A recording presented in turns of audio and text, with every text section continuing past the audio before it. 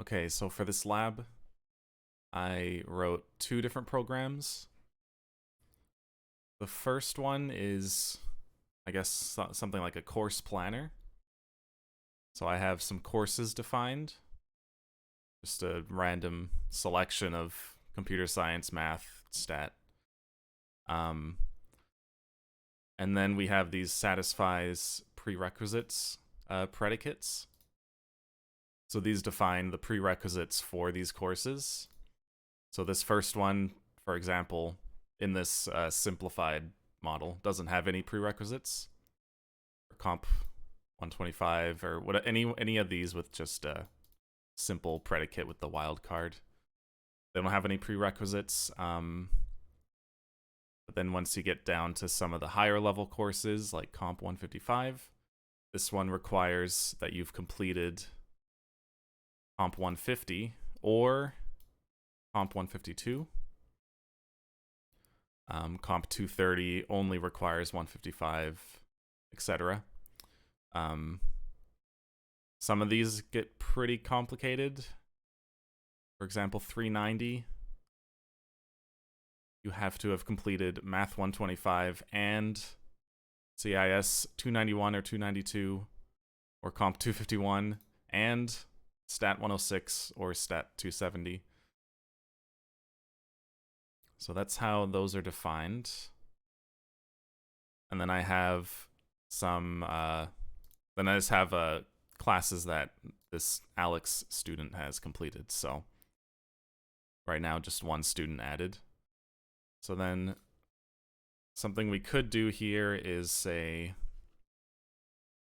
has completed Alex X, and then this will give us a list of all the courses that this Alex student has completed. You could also do it the other way around, I guess. See all the students who have completed Comp 150. But then we can also say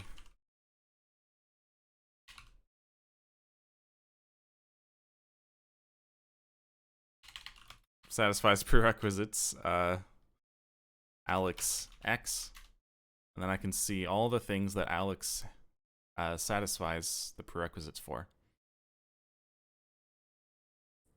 And of course, you could do it the other way too. Yeah, so that's the first program. The second program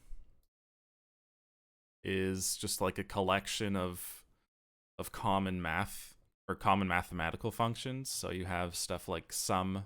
You can sum a list. You can get the length of a list. You can get the mean of a list. Yeah, so it's just common mathematical functions. So I'll just like sort of go through them one by one. So the sum list one uses an accumulator. Pretty similar to what we had in one of the slides. So it just keeps adding the head to the accumulator and then gets the sum of the tail. And then we have the base case there.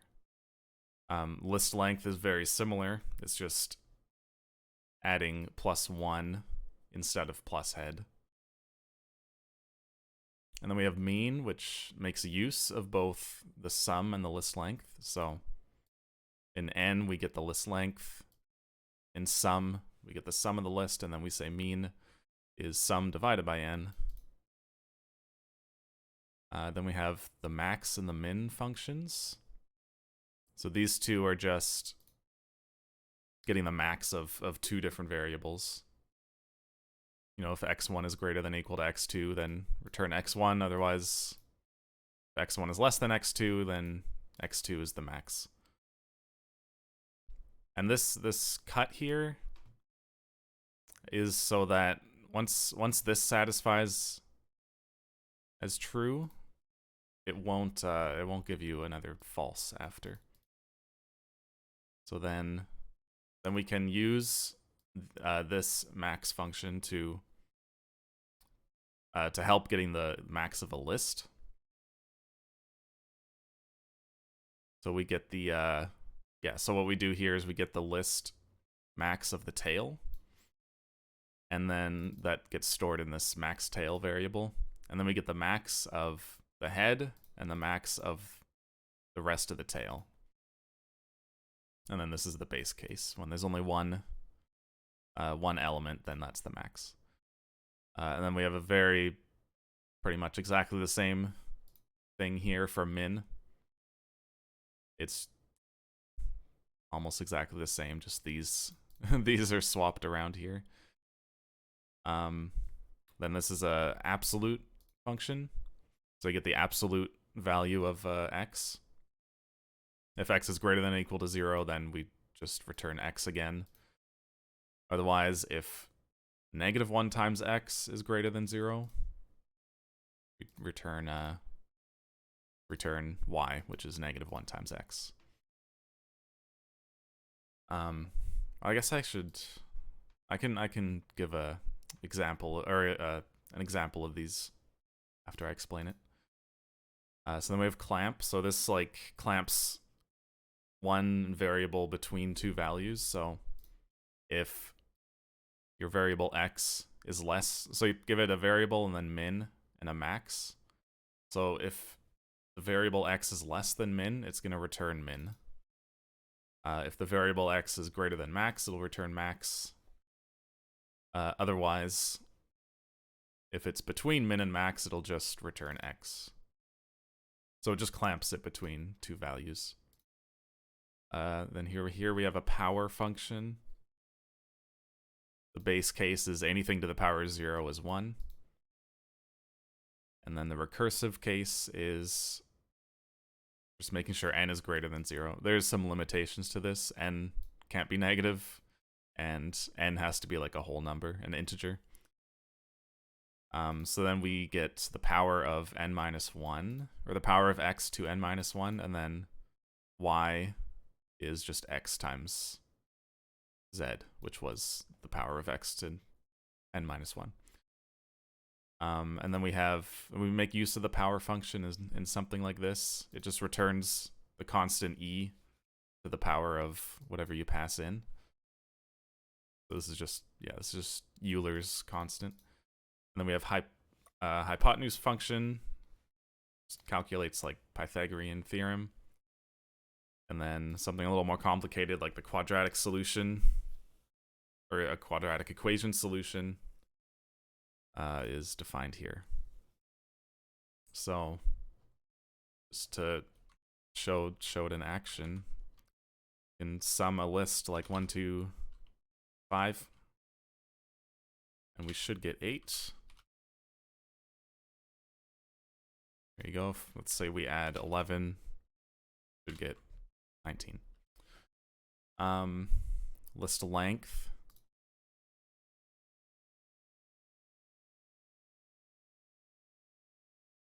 You get 4. What's next? The mean. So if we get the mean of this list, not sure what it will be, but 4.75. We can get the max. Let's say that's 22 now. If we get the max, it should return 22.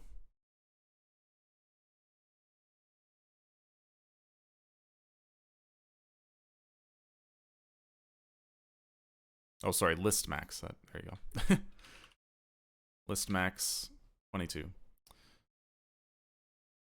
And then we can do the same for min. It should return 1.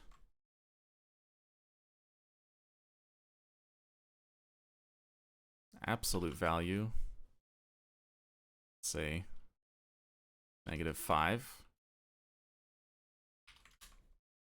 You get 5. If I change it to +5, also gonna get 5.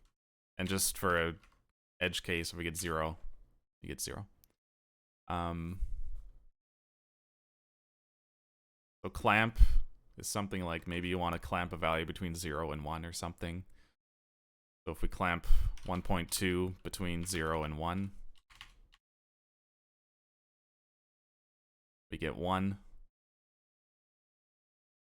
Or if it's like 0.2, we should get 0.2. And if it's below 0, we get 0. Power, so we can, let's try power 2 to the power 3. Sorry. X. 8.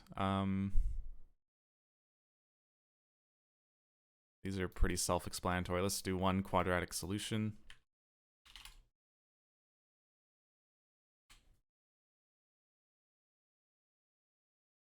Um, 4, -1, 5. I have no idea what we're gonna get. We're gonna get 2 solutions. Oh. I think what's going on is the discriminant is negative with the numbers that I chose, so.